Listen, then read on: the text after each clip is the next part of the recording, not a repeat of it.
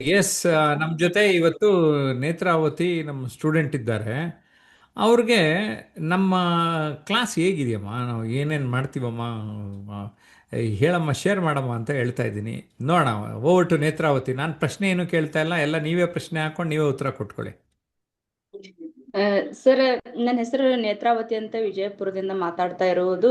ನಾನು public speaking course ಸೇರ್ಕೊಂಡ್ ಬಳಿಕ ಸಾಕಷ್ಟು ಲಾಭ ಪಡ್ಕೊಂಡಿನಿ ಸರ್. ಏನಂದ್ರೆ ಈಗ ನೀವು ಮಂಗಳವಾರ ವೆಬಿನಾರ್ ಕ್ಲಾಸ್ ತಗೋತೀರಿ.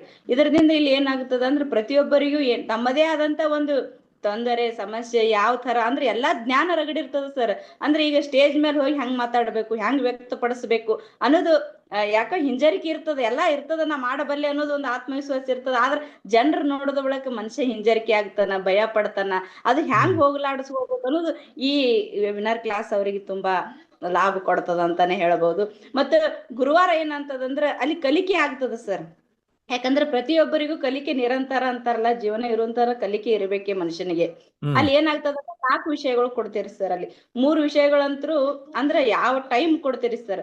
1 ನಿಮಿಷದಾಗ ಮಾತಾಡ್ಬೋದ, 2 ನಿಮಿಷ, ಈಗ ಹೆಂಗ್ ಏನಾಗ 5 ನಿಮಿಷ ಅಂತ ಕೊಟ್ಟಿರಲ್ಲ. ಹೆಂಗಂದ್ರೆ ಟೈಮ್ ಪ್ರಕಾರ ನಾವು ಎಷ್ಟು ವಿಷಯಗಳನ್ನು ಎಷ್ಟು ಯಾವ್ದು ಪ್ರಾಮುಖ್ಯತೆ ಇರ್ತದ, ಯಾವ್ದು ಪ್ರಮುಖ ಇರ್ತದ ಅದು ಹೇಳ್ಕೊತ ಹೋಗುದು. ಅಂದ್ರೆ ಈಗ ಫಸ್ಟ್ನೇ ವಿಷಯ ಒಂದು ಕೊಡ್ತೀರಿ, ಎಲ್ಲರಿಗೂ 2 ನಿಮಿಷ 1 ನಿಮಿಷ ಮಾತಾಡ್ರಿ ಅಂತ ಹೇಳಿ. ಅಂದ್ರೆ ಅಲ್ಲಿ ಜನ ಜಾಸ್ತಿ ಬಂದಿದ್ರ ಕಮ್ಮಿ ಟೈಮ್, ಮತ್ತ ಕಮ್ಮಿ ಜನ ಬಂದಿದ್ರೆ ಸ್ವಲ್ಪ ಜಾಸ್ತಿ, ಹಿಂಗ್ ಒಟ್ಟು ಒಂದು ಇದು ಮಾಡಿ ಕೊಡ್ತಿರ್ತೀರಿ. ಆ ಸಂದರ್ಭ ತಕ್ಕಂತೆ ನಾವ್ ಹೇಳ್ಕೊತ ಬರೋದ್ರಿಂದ ಅಲ್ಲಿ ಎಲ್ಲಾ ಕ್ಷೇತ್ರದ ಕಲಿಕಾರ್ಥಿಗಳು ಇರ್ತಾರ ಸರ್. ಎಲ್ಲಾ ವಯಸ್ಸಿನವ್ರು ಇರ್ತಾರ. ಅಲ್ಲಿಂದ ಪ್ರತಿಯೊಬ್ಬರಿಂದ ಕಲಿಯೋದಿರ್ತದ ಸರ್. ಅದು ಜಡ್ಜ್ ನೀವು ಮಾಡ್ತೀರಿ ಸರ್. ಅಲ್ಲಿ ಜಡ್ಜ್ ಮಾಡ್ತಿರ್ತೀರಿ. ಅಂದ್ರೆ ಒಂದು ಪದ ತಪ್ಪ ಆಡಿದ್ರು, ಇಲ್ಲ ಈ ಪದ ಹಿಂಗ ಆಡ್ಬಾರ್ದು, ಹಿಂಗ ಆಡಿದ್ರೆ ಚೆನ್ನಾಗಿರ್ತಿತ್ತು ಅಂದ್ ಒಂದು ತಿದ್ದುಪಡಿ ಅಲ್ಲಿ ನಮ್ಗೆ ಆಗ್ತದ ಸರ್. ಅಂದ್ರೆ ಕಲಿಕೆ ಆಗ್ತದ. ಅಲ್ಲಿ ಕಲಿಕೆ ಆಗೋದ್ರಿಂದ ಏನಾಗ್ತದ, ಪ್ರತಿಯೊಂದು 3 ವಿಷಯ ಮಾತಾಡ್ತಾ ಮಾತಾಡ್ತಾ ನಮ್ಗೆ ಅವಾಗ ಗೊತ್ತಿಲ್ಲಾರ್ದೆ ನಮ್ ಜ್ಞಾನ ವೃದ್ಧಿ ಆಗಿಬಿಟ್ಟಿರ್ತದ ಸರ್ ಆ ವಿಷಯಗಳ ಬಗ್ಗೆನೆ. ಜ್ಞಾನ ಹ್ಮ್. ವೃದ್ಧಿ ಆಯ್ತು ಏನಾಗ್ತದ, ಹೌದಲ್ಲ ಇನ್ನೂ ನಾವು ಕಲಿಬಹುದಿತ್ತಲ್ಲ, ಇನ್ನೂ ಕಲಿಬೇಕಲ್ಲ, ಇನ್ನೂ ತಿಳ್ಕೊಬೇಕಲ್ಲ, ಒಂದು ಹಪಹಪಿ ಅಂತಾರಲ್ಲ, ಆ ತರ ಹ್ಮ್. ನಮ್ಮಲ್ಲಿ ಉಂಟಾಗ್ತದ ಅಂತಾನೆ ಹೇಳ್ಬೋದು ಸರ್. ಹಿಂಗ ಕಲಿತಾ ಕಲಿತಾ ಏನಾಗ್ತದ, ಒಬ್ರು ಗೆಸ್ಟ್ ಒಂದು 8 ಗಂಟೆ ಲೈವ್ ಹೋಗ್ತೀರಿ, ಅಲ್ಲೊಂದು ಗೆಸ್ಟ್ ಕರ್ಕೊಂಡ್ ಬರ್ತೀರಿ, ಅಥವಾ ನೀವೇ ಒಂದು ಪುಸ್ತಕಗಳ ಇದು ಮಾಡ್ತಾ ಇದ್ದೀರಿ ಸರ್. ಈಗ ನಿಮ್ಮ 17 ಪುಸ್ತಕಗಳ ಬಗ್ಗೆ ಪ್ರತಿಯೊಂದನ್ನು, ವ್ಯಕ್ತಿತ್ವ ದರ್ಪಣ ಆಗಿರ್ಬೋದು, ನುಡಿಗನ್ನಡಿ ಆಗಿರಬಹುದು, ಆ ಪುಸ್ತಕದ ಬಗ್ಗೆ ಡಿಟೇಲ್ ಹೇಳ್ತಾ ಇದ್ದೀರಿ ಇವಾಗ. ಯಾಕಂದ್ರೆ ಈ ಬರೋ ಪುಸ್ತಕ ಓದೋದ್ರಿಂದ, ಮತ್ತೆ ಈ ವೆಬಿನಾರ್ ಕ್ಲಾಸಿಗೆ ಬರೋದ್ರಿಂದ, ಮತ್ತು ಪ್ರತಿ ಗುರುವಾರ ಅಟೆಂಡ್ ಆಗೋದ್ರಿಂದ, ಆ ಪುಸ್ತಕದ ಬಗ್ಗೆನೇ ಕೇಳೋದ್ರಿಂದ, ಹಿಂಗ್ ಸಾಕಷ್ಟು ಆ ಇದ್ರದಿಂದ ಎಲ್ಲಾ ಲಾಭ ಆಗ್ತದ ಸರ್ ಪ್ರತಿಯೊಂದು ಅಂತಾನೆ ಹೇಳ್ತೀನಿ. ಅಂದ್ರೆ ಇದು ಎಲ್ಲರಿಗೂ ಮತ್ತೆ 3 ಡೇಸ್ ಕ್ಯಾಂಪ್ ಆಗಿರ್ಬೋದು, ಅಲ್ಲಿ ಪ್ರಾಕ್ಟಿಕಲ್ ಆಗಿ ಏನು ಆಗ್ತದ. 3 ಡೇಸ್ ಕ್ಯಾಂಪ್ ಅಂದ್ರೆ? ಅವ್ರಿಗೆ ಗೊತ್ತಾಗ್ಬೇಕಲ್ಲ ಯಾವ ತರ ಇರುತ್ತೆ ಅಂತ. ಹೇಳ್ಬೇಕಲ್ಲ ಒಂದೆರಡು ಮಾತಲ್ಲಿ. ಸರ್, 3 ಡೇಸ್ ಕ್ಯಾಂಪ್ ಅಂದ್ರೆ ಈಗ ನಮ್ದು ಇಲ್ಲಿ ನಾವು ಆನ್ಲೈನ್ ಕಲ್ತಿರ್ತೀವಿ ಸರ್. ಎಲ್ಲಾ ಕಲಿಕಾರ್ಥಿಗಳು ಆನ್ಲೈನ್ ಕಲಿಯೋದ್ರಿಂದ ಈಗ ನಾವು ಬರೇ ನಮ್ದು ಅಷ್ಟೇ, ಈಗ ನಾವ್ ಹೆಂಗ್ ಮಾತಾಡ್ಬೇಕು, ಇಷ್ಟು ಮುಖ ಇದು ಇಷ್ಟೇ, ಹೆಂಗ ಇಷ್ಟೇ ಕಾಣ್ತದ. ಅಲ್ಲಿ ಅಂದ್ರೆ ಜನರ ಜೊತೆ ಹೆಂಗ್ ಮಾತಾಡ್ಬೇಕು ಅಲ್ಲಿ ಪ್ರಾಕ್ಟಿಕಲ್ ಆಗಿ ಆಗ್ತದ ಸರ್. ಇಲ್ಲಿ ಆನ್ಲೈನ್ದಾಗ ಇರೋದ್ರಿಂದ ಆ ಅಷ್ಟು ನಾವು ಇದ್ರದಿಂದ ಮಾತಾಡ್ತಿರ್ತೀವಿ.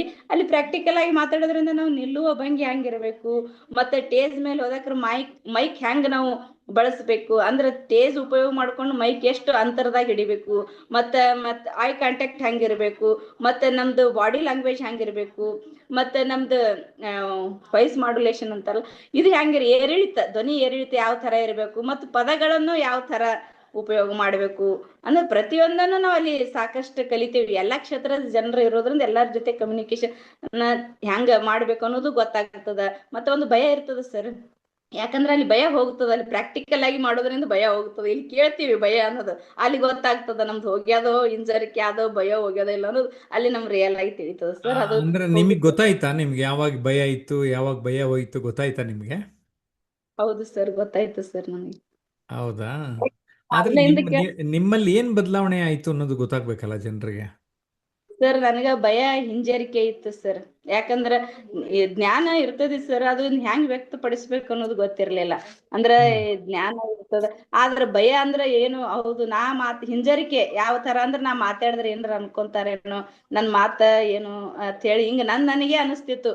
ಆದ್ರ ನಾ ಏನು ಮಾಡ್ತಾ ಇದ್ದೆ, ಇಲ್ಲಿ ಹೇಳೋದ್ರಿಂದ ಹೌದು ಎಲ್ಲರೂ ಹೇಳೋ ಮುಂದೆ ತಪ್ಪನು ಆಗ್ಬಹುದಲ್ಲ ಸರ್, ಅದಕ್ಕಿಂತ ಸಂಬಂಧ ತಪ್ಪಾಗ್ಬೋದಲ್ಲ. ಅದಕ್ಕೆ ಎಲ್ಲರಿಗೂ ಏನ್ ಕರೆಕ್ಟೇ ಹೆಂಗ ಹೇಳ್ಬೇಕು ನೇರ ನೇರ ಎಲ್ಲರೂ ಹುಟ್ಟಿನಿಂದಾನೇ ಕಲ್ಕೊಂಡ್ ಬರ್ತಿರ್ತಾರ? ಇಲ್ಲಲ್ಲ. ಇಲ್ಲಿ ಕಲಿತಾ ಇರ್ಬೇಕು ಅಂದ್ರೆ ಪ್ರತಿ ಕ್ಲಾಸ್ ನಾವು ಕಲಿತಾ ಇರ್ತಿರ್ತೀವಿ. ಅಂದ್ರೆ ನಾವು ಇಲ್ಲಿ ಬೇರೆಯವರು ಹೇಳಿದ್ರು ನಾವು ತಿದ್ದುಕೊಳ್ಳೋಕ್ ಒಂದು ಅವಕಾಶನೂ ಸಿಗ್ತದ. ಯಾಕಂದ್ರೆ ನಾವು ಮಾತಾಡಿದ್ರೆ ಗೊತ್ತಾಗ್ಬೋದಲ್ಲ, ಇದು ತಪ್ಪು ಮಾತಾಡಿದೆ ಇದು ಕರೆಕ್ಟ್ ಅನ್ನೋದು. ಅಂದ್ರೆ ಯಾವ್ದೇ ಅಲ್ಲಿ ಒಂದ್ ಸೆಂಟೆನ್ಸ್ ಅಲ್ಲಿ ಯಾವ್ದೇ ಅಲ್ಲಿ ಅದನ್ನು ಇಲ್ಲಿ ನಾವು ಗೊತ್ತಾಗ್ತದ, ಹಂಗೆ ಮುಂದ್ ಸಾಗ್ಬೋದು ಅಂತಾನೆ ಈಗ ಅನಿಸ್ತದ ನೀವು ಸರ್. ಕ್ಯಾಂಪಲ್ಲಿ ಈ ಭಾಷಣ ಕಲಿಯೋದು ಹೋಳಿಗೆಗೆ ಹೋಲಿಸ್ಬಿಟ್ರಿ. ಯಾಕೆ ಹೋಲಿಸಿದ್ರಿ? ಸರ್ ಅದು ವಿಚಾರ ಆ ತರ ಬಂತು ಸರ್. ಆ ಸಂದರ್ಭಕ್ಕೆ 3 days ಕ್ಯಾಂಪ್ ನಲ್ಲಿ ನನಗೇ ಆದಂತ ಒಂದು ಪ್ರಾಕ್ಟಿಕಲ್ ಅಲ್ಲಿ ಕ್ಲಾಸ್ ಕೇಳೋದ್ರಿಂದ ನನಗೆ ಒಂದೊಂದು ಥಾಟ್ ಪ್ರೋಸೆಸ್ ಅಲ್ಲಿ ಕ್ರಿಯೇಟ್ ಆಯ್ತು ಅಂತಾನೆ ಹೇಳ್ಬೋದು ಸರ್. ಹ್ಮ್ ಆ ಹ್ಮ್ ಹೋಳಿಗೆ ಹ್ಮ್ ಮಾಡಿ ಏನೇನೋ ಅಲ್ಲಿ ಸಾಕಷ್ಟು, ಯಾಕಂದ್ರೆ ನನ್ನೊಂದು ಆತ್ಮವಿಶ್ವಾಸ ಅಲ್ಲಿ ಬಂತು ಸರ್. ನಮ್ 3 days ಕ್ಯಾಂಪಿಗೆ ಆತ್ಮವಿಶ್ವಾಸ ಬರೋದ್ರಿಂದ ನಮ್ ಜ್ಞಾನದ ಒಂದು ಒಂದು ನಮ್ಮದೇ ಆದಂತ ಒಂದು ಕ್ರಿಯೇಟಿವಿಟಿ ಚಾಲು ಆಗ್ತದೇನೋ ಅಂತಾನೆ ಅಲ್ಲೇ ನನಗೆ ಗೊತ್ತಾಗಿದ್ದು ಸರ್.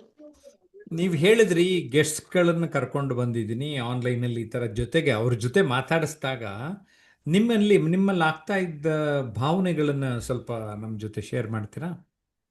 ಸರ್ ನಾವು ಗೆಸ್ಟ್ ಅಂದ್ರ ಬರೇ ಈಗ ಭರತ್ ಚಂದ್ರ ಸರ್ ಇರ್ಬೋದು, ಆದ್ರ ಅವ್ರದ್ದು ನಾವು ಬರೇ ಟಿವಿ ಒಳಗ ಅಲ್ಲಿ ಇಲ್ಲಿ ಅಂದ್ರ ಒಂದು ಎಕ್ಸಾಂಪಲ್ ಈಗ ವಿಜಯಲಕ್ಷ್ಮಿ ಬಾಳೆಕುಂದ್ರಿ ಮೇಡಮ್ ಅವರು ಹಿಂಗ್ ಪ್ರತಿಯೊಬ್ಬರನ್ನು ಬರೇ ನಾವು ಇದ್ರೊಳಗೆ ಇನ್ಸ್ಟಾಗ್ರಾಮ್ದಾಗ ಯೂಟ್ಯೂಬ್ದಾಗ ಅಲ್ಲಿ ಇಲ್ಲಿ ನೋಡಿರ್ತೀವಿ ಸರ್. ಆದ್ರೆ ಇಲ್ಲಿ ಪ್ರತ್ಯಕ್ಷವಾಗಿ ಮಾತಾಡೋದ್ರಿಂದ ಹೌದಲ್ಲ, ನಾವು ಎಲ್ಲರೂ ಪ್ರತಿಯೊಬ್ಬರು ಸಾಧನೆ ಮಾಡುತ್ತಾನ ಸಾಮಾನ್ಯ ಮನುಷ್ಯರೇ, ಸಾಧನೆ ಮಾಡೋದ್ರಕ್ಕೆ ಅಸಾಮಾನ್ಯ ಮನುಷ್ಯರಾಗಿರ್ತಾರಲ್ಲ ಅಂತ ಏನೇನೋ ಅಲ್ಲಿ ನಮ್ಗೆ ತಿಳಿತಾ ಇರ್ತದ. ಅವರು ಸ್ವಾಭಾವಿಕವಾಗಿ ಅಂದ್ರೆ ನಮ್ಮಂಗೆ ಇರ್ತಾರ. ಫಸ್ಟಿಗೆ ಅವ್ರ ಕಲಿಕೆ ಅಂದ್ರೆ ಅವ್ರು ಕಲಿಕೆ ಹೆಂಗ ಮುಂದುವರಿತದಲ್ಲ ಆ ವ್ಯಕ್ತಿ ಎತ್ತರಕ್ಕೆ ಏರ್ಕೊತ್ತು ಒಂದು ಮಟ್ಟಕ್ಕೆ ಮುಟ್ಟಿರ್ತಾನ ಅನ್ನೋದು, ಮತ್ತೆ ಅವ್ರು ಮಾತನಾಡುವ ಶೈಲಿ ಹಿಂಗ್ ಸಾಕಷ್ಟು ಅವರು ಸರಳದಿಂದೇ ಹೋಗಿರ್ತಾರಲ್ಲ, ಹಿಂಗ್ ಪ್ರತಿಯೊಂದು ಸಾಕಷ್ಟು ಕಲಿತೀವಿ ಸರ್ ಅವರಿಂದ. ಈಗ ಆನ್ಲೈನಲ್ಲಿ ಚೆನ್ನಾಗಿ ಮಾತಾಡೋ ಕಲ್ತವ್ರನ್ನ ಬೆಸ್ಟ್ ಸ್ಪೀಕರ್ ಅವಾರ್ಡ್ ಅಂತ ಕೊಡ್ತಾ ಇದ್ದೀನಿ.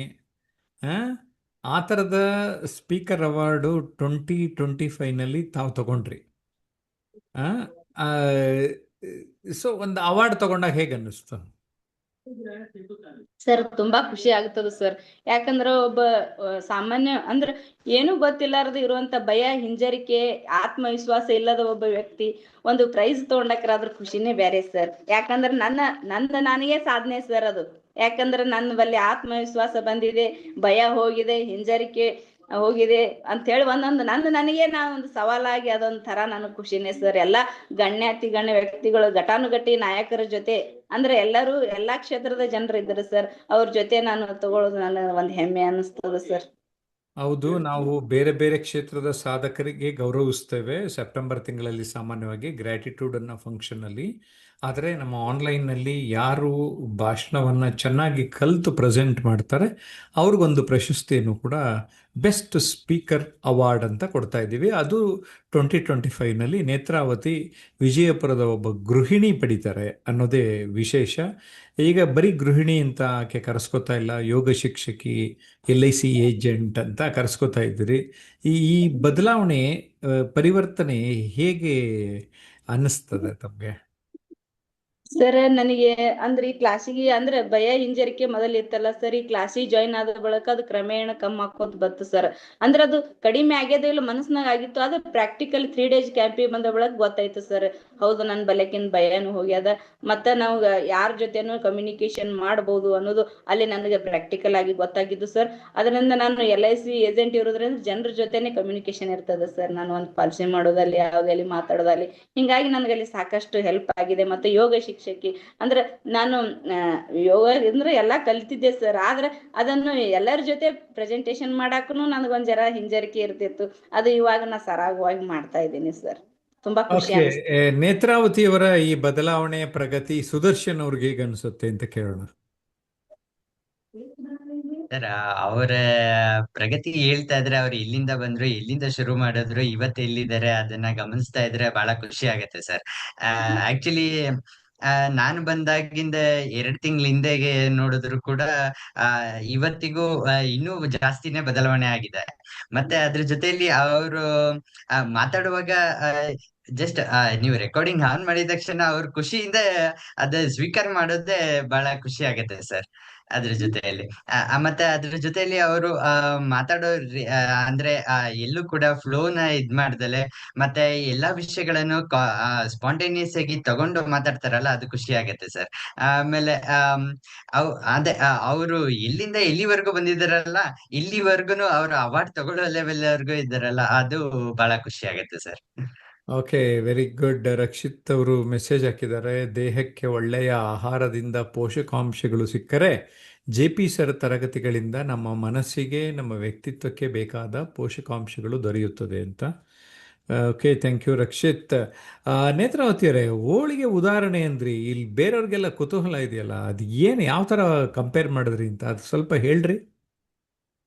ಸರ್ 3 days ಕ್ಯಾಂಪ್ ಅಂದ್ರ ನಾನು ಅಂದ್ರ ಹೋಳಿಗೆಗೆ ಯಾಕೆ ಹೋಲಿಕೆ ಮಾಡದ ಅಂದ್ರ, ನೀವು ಆ ತರ ಕ್ಲಾಸ್ ನಡೆಸ್ತೀರಿ ಸರ್ ಅಲ್ಲಿ ಪ್ರಾಕ್ಟಿಕಲ್ ಆಗಿ. ಅಂದ್ರ ಫಸ್ಟ್ ದಿವಸ ಮೊದಲನೇ ದಿನ ಏನ್ ಮಾಡ್ತೀರಿ ಸರ್ ಅಂದ್ರ, ಪ್ರತಿಯೊಬ್ಬರು ಜ್ಞಾನದ ಮಟ್ಟ ಅಳಿತೀರಿ ಸರ್. ಅವ್ರಿಗೆ ಎಲ್ಲರಿಗೂ ಮಾತಾಡಿಸ್ತೀರಿ, ಒಂದ್ ವಿಷಯ ಕೊಡ್ತೀರಿ, ಅಂದ್ರ ಅವ್ರು ಹೆಂಗ್ ವ್ಯಕ್ತಪಡಿಸ್ತಾರ ಅನ್ನೋದು ಅದೆಲ್ಲ ನೀವು ನೋಡ್ತಾ ಏನ್ ಅನಸ್ತದ, ಇವ್ರು ಇಷ್ಟದ ಅಂತ ಹೇಳಿ ನಿಮ್ಗೆ ಎಲ್ಲಾ ಗೊತ್ತಾಗ್ತದ. ಅಂದ್ರ ಗುರುಗಳಿಗೆ ಎಲ್ಲಾ ಗೊತ್ತಾಗುದೇ ಇಲ್ಲ ಸರ್. ಅವ್ರು ಹೇಳ್ತಾ ಬಂದರ ಇವ್ರ ಜ್ಞಾನದ ಮಟ್ಟ ಇಷ್ಟದ, ಇವ್ರಿಗೆ ಏನ್ ಇಂಪ್ರೂವ್ ಮಾಡ್ಬೇಕು ಅನ್ನೋದು ನಿಮ್ಮಲ್ಲಿ ಥಾಟ್ ಪ್ರೋಸೆಸ್ ಓಡ್ತಿರ್ತದ.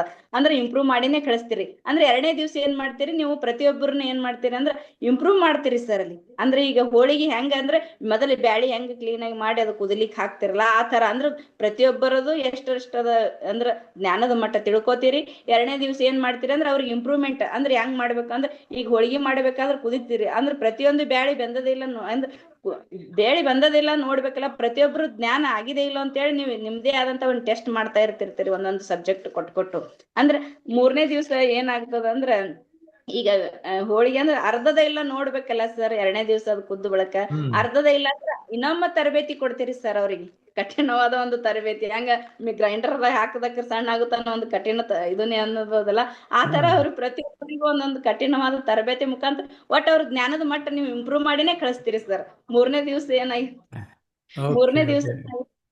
ಈಗ ಹೋಳಿಗೆ ಮಾಡದ ಅಂದ್ರೆ ಎಲ್ಲಾ ಕಣಕ ಮತ್ತು ಹೂರ್ಣ ಎರಡು ಇದು ಆಯ್ತಂದ್ರ ತಾನೇ ಚೆನ್ನಾಗಿ ಹೋಳಿಗೆ ಬರ್ತದೆ. ಎರಡು ಸಮಾನವಾಗಿ ಇದು ಅಂದ್ರ, ಅದೇ ತರ ಪ್ರತಿಯೊಬ್ಬರಲ್ಲಿ ಜ್ಞಾನದ ಇಂಪ್ರೂವ್ಮೆಂಟ್ ಆಯ್ತಂದ್ರ ಅವರು ಈಗ ಪರಿವರ್ತನೆ ಆಗಿ 3ನೇ ದಿವ್ಸ ತಮ್ಮ ಶಿಬಿರದಿಂದ ತಮ್ಮ ಮನೆಗೆ ಸಂತೋಷದಿಂದಾನೇ ಬರ್ತಾರ ಸರ್. ಯಾಕಂದ್ರೆ ನಾನು ಇಲ್ಲಿ ಬಂದದಕ್ಕೂ ಇಲ್ಲಿ ಕಲ್ತದಕ್ಕೂ ಬಹಳಷ್ಟು ಜ್ಞಾನವನ್ನು ತಗೊಂಡಿನಿ ಅಂತ ಹೇಳಿ ಆತ್ಮತೃಪ್ತಿ ಪಡ್ಕೊಂಡೇ ಬರ್ತಾರೆ ಸರ್. ಓಕೆ, ಸೊ ಆನ್ಲೈನ್ನಲ್ಲೂ ಕಲಿಬೋದು, ಆಫ್ಲೈನು ನಾವು ಯಾವಾಗಲೂ ವರ್ಕ್ಶಾಪ್ ಮಾಡಿದಾಗ ಅವರು ಬಂದರೆ ಒಟ್ಟಾರೆ ಎರಡು ಸೇರಿ ಲಾಭ ಆಗ್ತದೆ ಅಂತೀರಿ.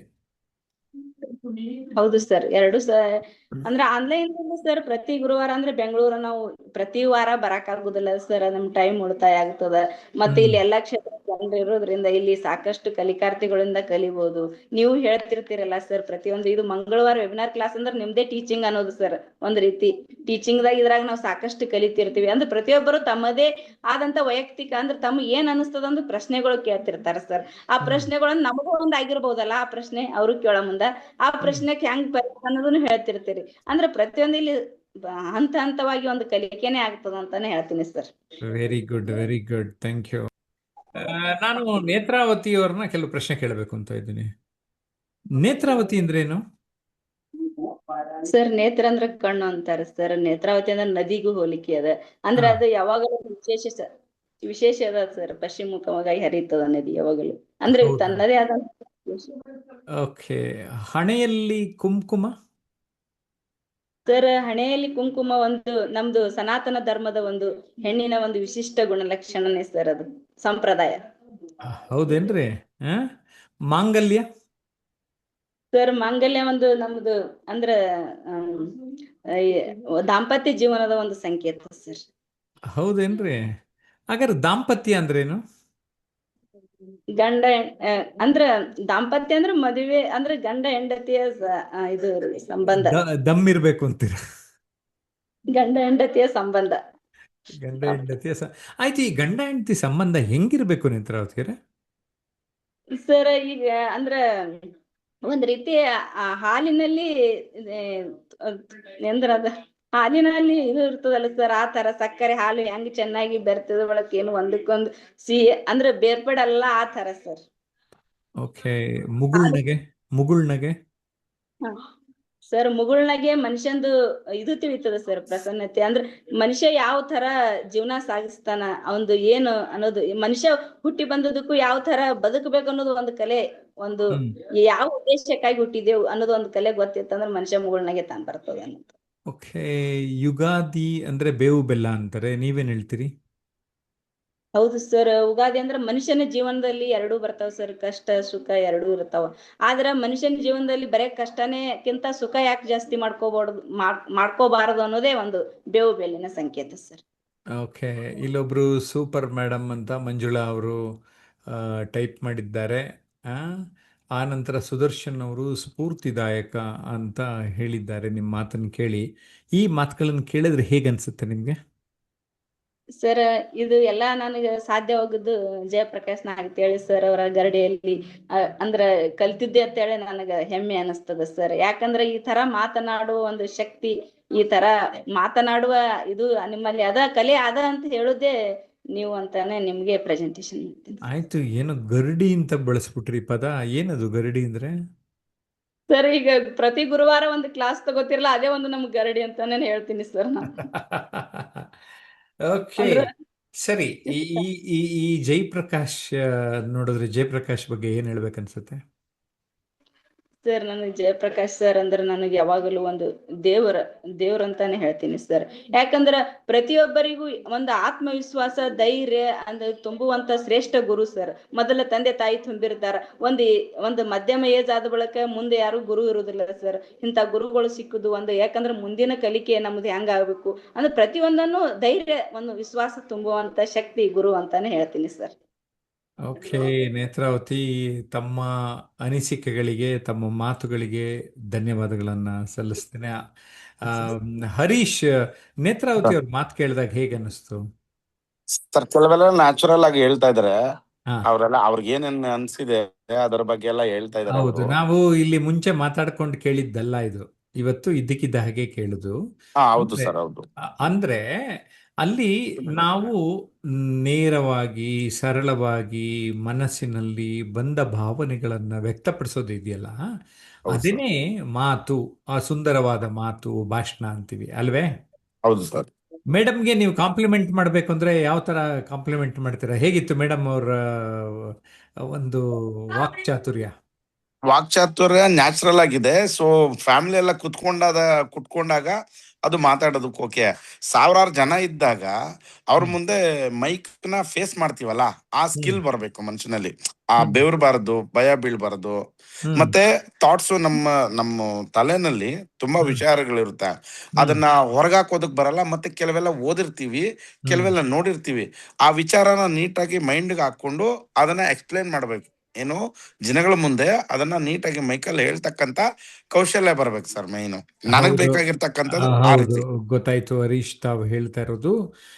ಯಾವಾಗ ನಮ್ಮ ಮನಸ್ಸಿನಲ್ಲಿರುವ ಚಿಂತನೆಗಳು ನಮ್ಮ ಆ, ಬಾಯಿನಲ್ಲಿ ಬರಬೇಕಾದ್ರೆ ಅದು ಪದಗಳಾಗಿ ಬರ್ತದೆ. ಸೊ ಹೌದು ಇಲ್ಲಿ ಸರ್. ಚಿಂತನೆಗಳ ಸ್ಪಷ್ಟತೆ ಇದ್ರೆ ಇಲ್ಲಿ ನಮ್ಮ ಪದಗಳ ಸ್ಪಷ್ಟತೆ ಬರ್ತದೆ. ಹಾಗಾಗಿ ನಾವು ಅಭ್ಯಾಸಗಳನ್ನ ಹೆಚ್ಚು ಮಾಡಬೇಕಾಗ್ತದೆ. ಯಾವ ವ್ಯಕ್ತಿ ತನ್ನ ಅಭ್ಯಾಸವನ್ನ ಹೆಚ್ಚು ಹೆಚ್ಚು ಮಾಡ್ತಾರೆ, ಆವಾಗ ಅದಕ್ಕೆ ಪ್ರಾಕ್ಟೀಸ್ ಮೇಕ್ಸ್ ಮ್ಯಾನ್ ಪರ್ಫೆಕ್ಟ್ ಅಂತ ಒಂದು ಮಾತಿದೆ. ಅಂದರೆ ಮ್ಯಾನ್ ಅಂದರೆ ವುಮೆನ್ ಅಲ್ಲಿ ಸೇರಿಕೊಳ್ಳುತ್ತೆ.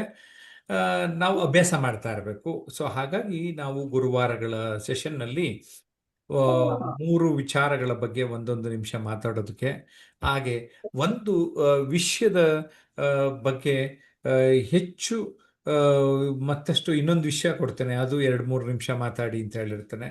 ಮಾತಾಡ್ತಾ ಮಾತಾಡ್ತಾ ಅತಿಥಿಗಳ ಜೊತೆಗೆ ಆ, ಈ ಸಂಪರ್ಕ ಮಾಡೋದಕ್ಕೆ, ಸಂವಾದ ಮಾಡೋದಕ್ಕೂ ಕೂಡ ನಾನು ಅವಕಾಶವನ್ನ ಮಾಡಿಕೊಟ್ಟಿರ್ತೇನೆ. ರಕ್ಷಿತ್ ಹೆಗ್ಡೆ ಟೈಪ್ ಮಾಡಿದ್ದಾರೆ, ನೇತ್ರಾವತಿ ತುಂಬ ಮುಂದಕ್ಕೆ ಬೆಳೆದಿದ್ದಾರೆ ಅಂತ. Okay, yes, thank you Rakshit Hegde ಅಂತ ಹೇಳೋಕ್ಕೆ ಇಲ್ಲಿ ಇಷ್ಟಪಡ್ತೇನೆ. ಸ್ನೇಹಿತರೆ, ಯಾಕೆ ಒಂದು ಮಾಡೆಲ್ ಆಗಿ ನಾನು ನೇತ್ರಾವತಿ ಅವ್ರನ್ನ ಇಲ್ಲಿ ಹೇಳ್ತಾ ಇದ್ದೀನಿ ಅಂದರೆ, ನೇತ್ರಾವತಿ ನಿಮ್ಮ ಹಾಗೆ ಭಯದಿಂದ, ಆ, ಅಳುಕಿನಿಂದ, ನನಗೆ ನಿಜವಾಗಿಯೂ ಕಲಿಯೋದಕ್ಕೆ ಸಾಧ್ಯ ಆಗತ್ತಾ ಅನ್ನುವ ಅಪ್ರಿಹೆನ್ಷನ್ನಿಂದನೇ ಬಂದಿದ್ದು. ಆದರೆ ಇವತ್ತು 4-6 ಜನಕ್ಕೆ ಕಲಿಯಬಹುದು. ನಾನೇ ಕಲಿತ ಮೇಲೆ ನೀವು ಹೇಗೆ ಕಲಿಯೋದಕ್ಕೆ ಸಾಧ್ಯ ಆಗೋದಿಲ್ಲ ಅಂತ ಹೇಳ್ತಾರೆ. ಇನ್ಫ್ಯಾಕ್ಟ್ ಗ್ರ್ಯಾಟಿಟ್ಯೂಡ್ ಫಂಕ್ಷನ್ನಲ್ಲಿ ಎಲ್ಲ ಭಾಷಣಕಾರರು ಜಾಸ್ತಿ ಮಾತಾಡಿದ್ರು. 3 ನಿಮಿಷ ಅಂದರೆ 5-6 ನಿಮಿಷ ಎಲ್ಲ ಮಾತಾಡಿಬಿಟ್ರು. ನಾನು ಸಮಯ ಆಗಿದೆ ಅಮ್ಮ, ಒಂದೇ ನಿಮಿಷದಲ್ಲಿ ನಿಮ್ಮ ಭಾಷಣ ಮುಗಿಸ್ಬೇಕು ಅಂದರೆ ಆಕೆ 1 ನಿಮಿಷಕ್ಕಿಂತ ಇನ್ನೂ ಕಡಿಮೆ ಅವಧಿನಲ್ಲೇ ಏನು ಹೇಳಬೇಕು ಅದಷ್ಟು ಹೇಳಿಬಿಟ್ಟು ಎಲ್ಲರಿಂದ ಪ್ರಶಂಸೆಯನ್ನು ಕೂಡ ನೇತ್ರಾವತಿ ಸೆಪ್ಟೆಂಬರ್ 2025ನಲ್ಲಿ ನಡೆದ ಗ್ರ್ಯಾಟಿಟ್ಯೂಡ್ ಫಂಕ್ಷನ್ನಲ್ಲಿ ಅಪ್ರಿಷಿಯೇಷನ್ ತಗೊಂಡ್ರು. ಅಂದರೆ ಇಲ್ಲಿ ಏನು ಹೇಳಕ್ಕೆ ಕೊಡ್ತಾ ಇದ್ದೀನಿ, ನಾವು ಎಷ್ಟು ಹೇಳುತ್ತೇವೆ ಅನ್ನೋದಕ್ಕಿಂತ ಏನು ಹೇಳುತ್ತೇವೆ ಅದನ್ನು ಸ್ಪಷ್ಟವಾಗಿ ಜನರಿಗೆ ಮುಟ್ಟಿಸಿದರೆ ಸಾಕು ಅನ್ನೋವಂಥದ್ದು ಇಲ್ಲಿ ಮುಖ್ಯ ಆಗ್ತದೆ. ಆ ಒಂದು ದಿಶೆಯಲ್ಲಿ ನಿಮಗೆ ನೇತ್ರಾವತಿಯವ್ರನ್ನ ಇವತ್ತು ಸ್ವಲ್ಪ ಮಾತಾಡಿಸ್ದೆ. ನಿಮ್ಗೇನು ಅನ್ನಿಸ್ತು ಅನ್ನೋದನ್ನು ಒಂದ್ಸರಿ ಕಾಮೆಂಟ್ ಮಾಡ್ಬೋದು. ನಿಮ್ಮ ಕಾಮೆಂಟ್ ನೋಡೋದಕ್ಕೆ ನಾನು ಕುತೂಹಲವಾಗಿದ್ದೆ.